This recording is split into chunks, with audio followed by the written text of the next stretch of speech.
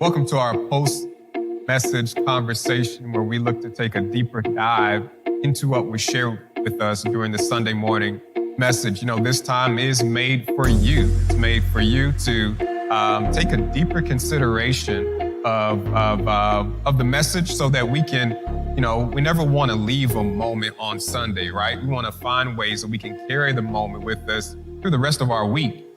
Even more than that, through the rest of our lives. So we are here this morning with Pastor Bryan. And I know that you all were there with me as we listened to the message. There's a message in the middle. There's a message in the middle. And we're here today to chop it up. Welcome to our new deeper dive experience, right? We'll take today, which is Tuesday, to go through the message, and then we'll meet again on Thursday to expand it, right? And the whole purpose is life application. And Pastor Bryan. Yes, sir. You know, I sit and I listen to a message, and I like titles, right? I think the title sometimes can be a message in itself. Mm-hmm. So when as you're preparing, and you got to start us off there, like, what's the inspiration just behind the title of the message? Yeah. So the inspiration for this one in particular was, so as you know, we plan out the series, and normally I have an understanding of where God is wanting us to go, the spot He wants us to get to as a church, and I don't want to leak it too soon, right? And so I was going through, getting ready to end the Worth Fighting For series and getting prepared.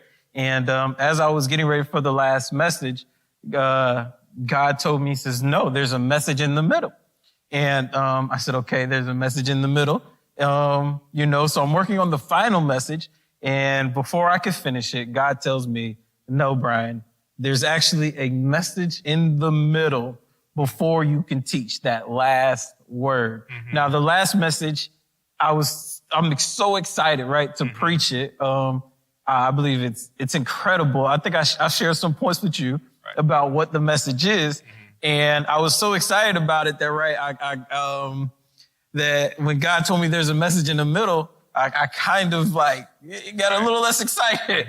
And then as I started to study it, I was like, oh man, I see why God wants to have this moment, with our church and with His people, because as exciting as, the last message is going to be and as credible as it's going to be, it would leave you lacking understanding in life. And but however, as with God is, He doesn't ever want us lacking understanding in life. And so God was like, before we can close this thing out, I have a message in the middle. And so that's literally on many levels. There's a message in the middle. So it just went all the way down. It went all the way down the charts, right? Mm-hmm. There is a message in the middle. There is a message in the middle. Absolutely. And as we know, we've been looking at children of Israel now, and it's like, no, they had to turn around. Mm-hmm. Why? Because there was a message in the middle. Right. I can relate to the feelings that a preacher would have after the message is delivered, right? And where your mind goes to like, wow, if I had the opportunity to sit on a point longer, it would have been that one. For us, if you had the opportunity, you have the opportunity right now to go back and just, if there is a point that you wanted to explain more, or just even, the way that you explained each point was on point, first off. But if there's something that you just, you enjoy so much, you want to go back and talk more about, what would it be? Yeah. So there's probably 3 or 4 points I didn't even say, right, that were there. Mm-hmm. And so probably the one that sticks out to me the most, and it has more to do with the verbiage. So it was said, but there was, a way God showed me it should be said. That could make it really drive it home, was we were talking about, and it's the moment we got to the example with the fruit, right? And we were talking about, man, who are we today, right? And knowing that we possess these fruits of the Spirit, And God is always wanting us to display these fruits of the Spirit. And we know that we have all these blessings in we have all blessings in spiritual places. And it's just like, God just showed me this clear image, right? This clear image of, man, a container, which is us, being filled with fruit. Like that's you. That's what you look like walking around. However, man, it's like God wanted to do surgery in that moment and say, man, what do we see sometimes? You know, and I'm saying times past, right? Where we knew somebody was saved, right? You knew a person was saved. You know that they have the love of God living inside them. However, you see them do things that don't exactly show that love, or, you know, you get to a situation and you don't exactly feel at peace, right? And so it's like, I saw visually, God was like, yeah, you have all these things inside of you. Right. However, because they haven't been processed, you know, and he was just showing me with the smoothie, with the blender, right? Once you process this fruit, you can no longer unprocess it, right? Separate it. You can no longer separate it. And how much God desires for us to walk united with him, right? Yeah. But for many people, it's easy for them to separate from their fruit because they haven't processed their fruit, right? That's right. There hasn't been a situation or there hasn't been a thing that occurred that made them have to actually process what they knew so that they could no longer unknow it, right? Yeah. My father would say it like this, right? He would say, a person with an argument is never at the mercy of a person with an experience. That's right. What is he saying? Like, many people today are so easily talked out of what God has said to them because they haven't actually processed what God promised them to the point where you can't take it from you. And I felt like the message was screaming clearly, like, it's not that God is saying that you've messed up. It's not that God is saying that something is wrong with you. It's God was just saying clearly to us that I don't ever want you to be separated from my love. I don't ever want you to be separated from peace. I actually want you to live life whole and complete and wanting nothing. However, God's observed that, man, I got to process this in you so that it can't ever be separated from you. And so the point that I really wanted to say that I didn't get to say is what that means is, it's never about what it takes, but who it takes. That's right. It's never about what it takes, but who it takes. Because here's the fact of the matter. You have what it takes. I have what it takes. Every born again believer has what it takes for them to progress in the thing God's called them to. You have what it takes. But God needs to process it so you can become who it takes. Right. Yeah. And that's what I wanted to say. Yeah. So if you're asking me for a point that I wanted to say, like, God is, man, you got what it takes, but God's making you who it takes to possess it. Like, God is making a who out of you. You right? That's what That's good. That's good. Oh man. But we didn't get there, right? Because, but that's so in that moment, I was connecting what was being said to last week's message and even messages from last year that really showed that same point, right? Last week, in last week's message, he talked about how protection is our provision. And in this message, I saw that connection again. Actually, Felicia Robinson, right? During the message, I'm checking out the chat. I'm still checking out the chat, right? I'm checking out the chat. And she chatted, she said, he's our personal protection and guide through the process. He's our personal protection and guide through the process. So in my mind, I saw Amber's situation. I saw what the doctors shared with you about protection as he's sending us through this process. Yes. So that's exactly it. Right. And, on Sundays, we only have like this slate of time. Right. And our prayer, right, is that, people are seeing the unity in the message, right? God is delivering one message. That's right. We're having to split it up based upon time constraints over a segment of time. Right. And I know this week, God told me to do a healthy recap, right? And because of just how connected this message was to the last message, right? Which I didn't say it, but if you've been listening to your point, you should have been able to make the connection that is, whoa, right? Why should I be okay with the process? How am I okay with the process? Because God's protecting you in this process. He's protecting you in this process that, we're talking about. So yeah, you're going to see some things, but know that you are protected in this process. You're not just sheep out for the slaughter. Know that, man, God is faithful in the middle of this process. Know that God is still favoring you in the middle of this process. God is still healing you in the middle of this process. The process doesn't put God on hold. The process puts God on show. The process put God on display. The process is the most beautiful part of being a Christian. The process is the part to where, man, I get to see all that I've heard. And man, I know there's a promise, but that's great. I want to see all that God has said, and it's in that process. But I don't need to fear the process because I'm protected in the process. Yeah. So here's a quote. We are so eager about progress when God is focused on process. So this was another opportunity for us to renew our mind to the ways of God, right? I think in this life, we get so focused on the end result or what can be produced or the goal or whatever that is, that we forget that our destination's already set. The destination, the promise, all of those things are already in place. God is more concerned with the work that he started on the inside of us. And so that's good stuff. So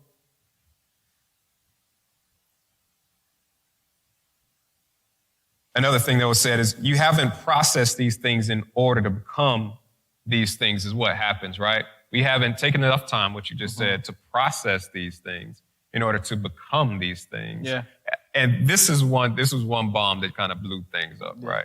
You made a statement, and you're going to have to say it again, where you said that believers we get so caught up in the motion. Do you remember that?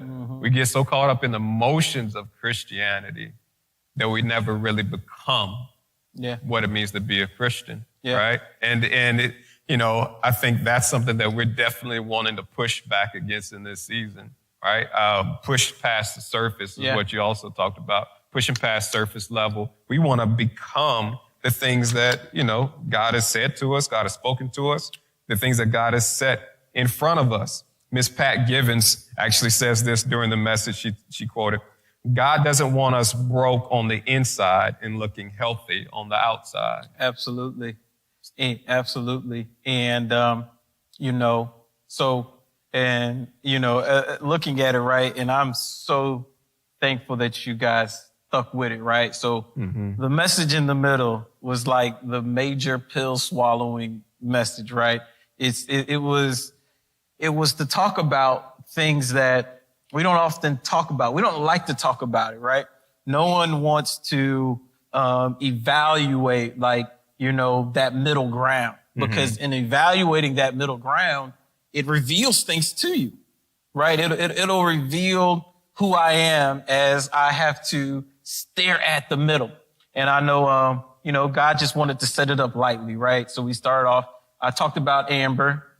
She's cute, cuddly little girl. So no one really thinks about it. And I said, Amber, every night we ask Amber to clean up her room, right? And, we're asking her to do this repetitiously, not because we're looking to always tell her, but what our goal is for at some point for her to recognize within herself that this is what needs to be done.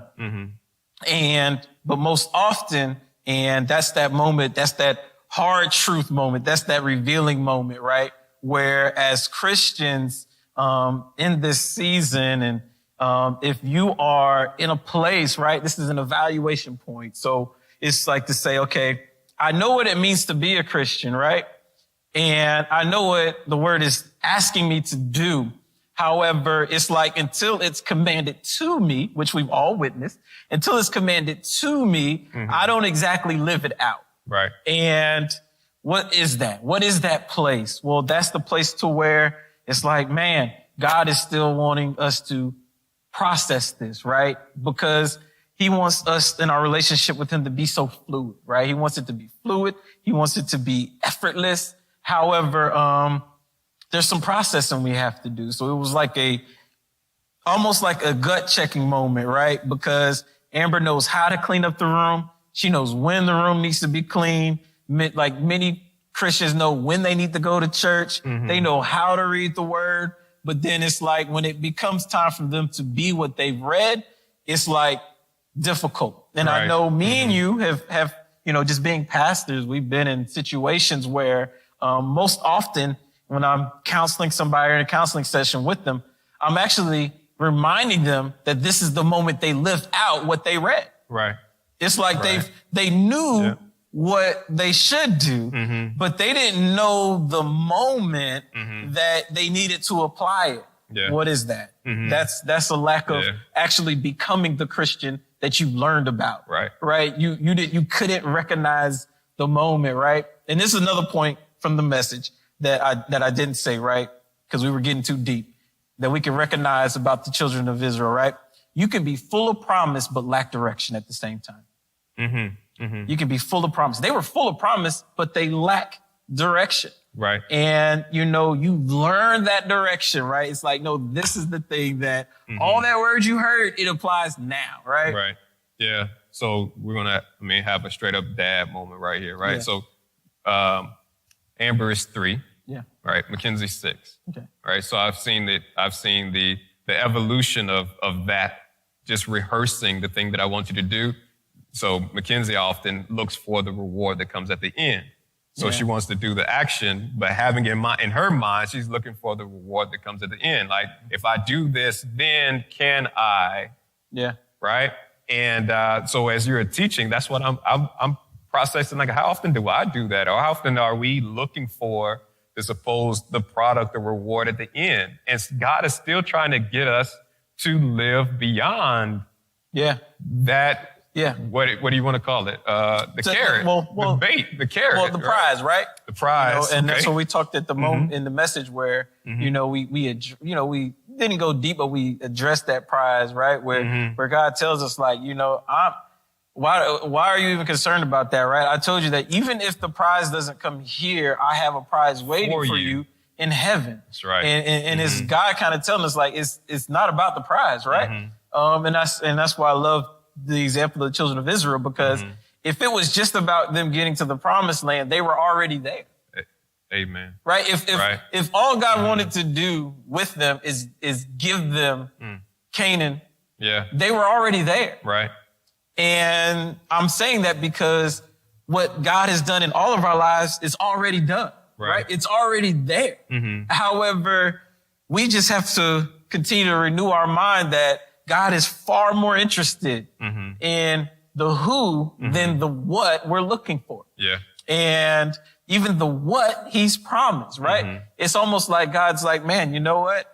I understand how you were wired because I wired you. However, I want you to understand that, like you would say with Mackenzie, like, it's like, I want you to understand that, I may have given you a reward, because you cleaned your room. But honestly, clean rooms are a good thing. Right. And anytime I feel as though it's getting misinterpreted, it's almost like I have to pull back. That's where we saw Jesus when he mentioned the fishes in the loaves. He said, y'all missed the point of the miracle. He's like, he had to pull it back. Why? Because there's always a message. There was always something that was just God wanted to share. And like, as a father, that you just wanted her to know it's a clean room. Yeah. But whenever the lines got too crossed. That's right. It's like, and that's the part where I apologize, you guys, right? I just have to be honest with you. Whenever those lines get crossed, that is where God says pause. He says pause. Yeah. Pause, right? Why would God put a pause on it? Because he already knows I have a reward waiting for you in heaven. Right? God is already thinking about you beyond the life you see today. And so it's like God would be like, no, like I have so much more to do with you. I have so much more that you have to offer. And I'm so interested in you becoming the person that can offer that thing. You know, we'll get more in that in the next week. So Pastor Bryan, I feel in this moment the need to just sit on that thought maybe a little longer for our members who have heard messages building up to this one, right? Because I think each message is like a build up to the next one. But we spent time like pointing that out. When you talk about the children of Israel were already at the promised land, obviously that wasn't the point. We talk about Abraham was already in the promised land. Obviously that wasn't the point. So I just look at the fact that we're here again, like laying it out again. Like, what is the point? Like, what is the point? If we've laid it out in other message series, that the thing that we can possess, the material thing, is not the point. It's not the point. There's a promise already given and guaranteed for us. And we're the point. Like, we're God's big thing. You're the point, right? You're the point. And, that's where, just trying to even, just minister that on Sunday was just saying that you're so much of the point. Right. That God will put the prize on pause. Because he wants you to know that you're the prize. He wants you to know that I sent my son so that me and you could be reconciled together.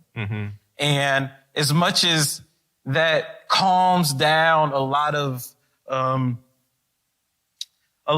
hype, religious hype that people love to hear, it's just the honest truth. And I've mentioned this before, and I'll mention this now.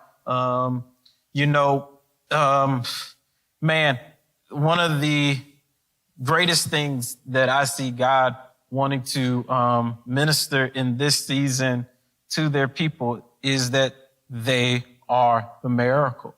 That's right. And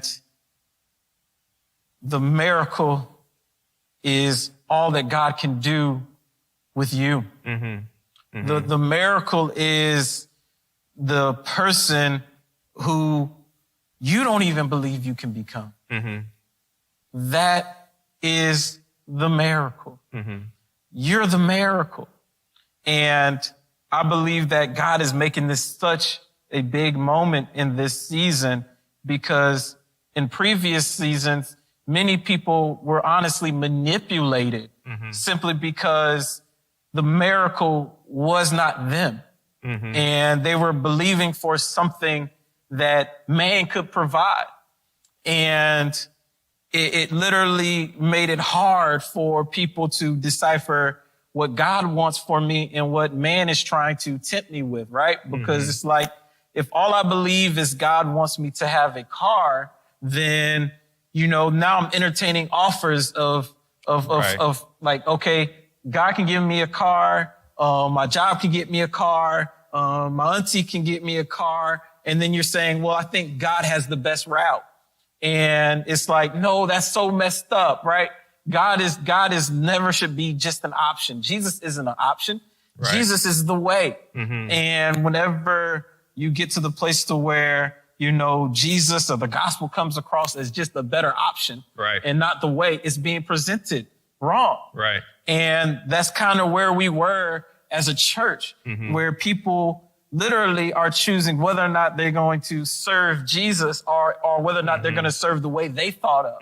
And it's like, those two shouldn't even be on the same level. That's right. Because they don't even produce the same product. Right. Right. But we had to go in and do some work and kind of say, guys, like, you are the miracle. You're the miracle. Like, you follow Jesus because he can do a work with you. Right. Nothing else can do a work with you the way Jesus can do a work with you. Right. Nothing else can heal you the way Jesus can heal you. Nothing else none of these things can happen the way Jesus can do it. And we just have to take some time to say, we have to calm down all the prize conversations, right? We have to calm down all the conversations about what Jesus can give you and realize that, man, Jesus was already given to you, right? It's what he's doing in you. That's important now. And none of us want the blessing on credit. Yes. That was said today. Yeah, the blessing on credit. That's what unfortunately a lot of people who who were put before us, right? We made this comment a little while ago. We said faith shouldn't idolize the successful, but display God's love for the broken. Yeah. And what we found out is a lot of those faith idols were actually credit idols, right? It was good credit that bought them the thing that they said God gave them. And however, man, that's once again allowing faith to idolize the successful instead of faith doing the job, which is to show God's love towards the broken. And so that comment was just to continue to nail down that point that, man, we have to be on the same track. Yeah. And understand Jesus is actually working me towards a better me, And you've been leading us towards pushing past the surface, right? And even challenging us to, when you tell your story, tell all the details, right? Because we don't want to paint such a picture of the destination or the end goal that we miss out on what actually happened to help you get there. That's what people need to live by. It's in the middle. So while you're teaching today, there are some other scriptures that came to my head that I think connected to the message. I think about James in James chapter 1, when he talked about actually our faith being tried, like your faith is on trial and your faith being tested. And I know we've been talking about the need for endurance, right? Yeah. I'm going to read it. It's James chapter 1 from the NLT, verses 2-4. He says, "Dear brothers and sisters, when troubles of any kind come your way, consider it an opportunity for great joy. For you know that when your faith is tested, your endurance has a chance to grow." Your endurance has a chance to grow when your faith is tested. So let it grow. That part right there just jumps out. Yeah. I mean, so let it grow. Yeah. So, we talked about this before, right? What is the goal, right?